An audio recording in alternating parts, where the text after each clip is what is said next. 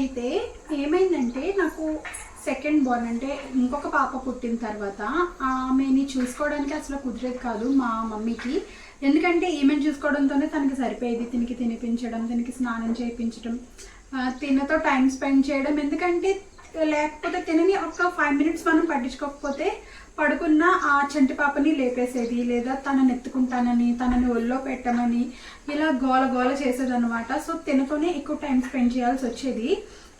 దానివల్ల ఏమైందంటే మేము చంటి పిల్ల విషయంలో కొన్ని విషయాలు ఇగ్నోర్ చేసామంటే ఈ ఎండలో పెట్టడం అని అలాంటివి మేము అంటే మర్చిపోయాము. తిన గోల వల్ల ఆ విషయాలు కూడా మాకు గుర్తుకు రాలేదు. దానివల్ల ఆమెకి కంప్లీట్ హెవీ జాండీస్ వచ్చేసినాయి. సో దానివల్ల మీకు ఆల్రెడీ ఇంతకుముందు వీడియోస్లో చూపించాను, ఫోటోథెరపీ సెషన్స్లో పెట్టాల్సి వచ్చింది. సో ఇలాంటి ప్రాబ్లమ్స్ చాలా ఉంటాయి. అంటే మన బ్రెయిన్ వర్క్ అవ్వదన్నమాట.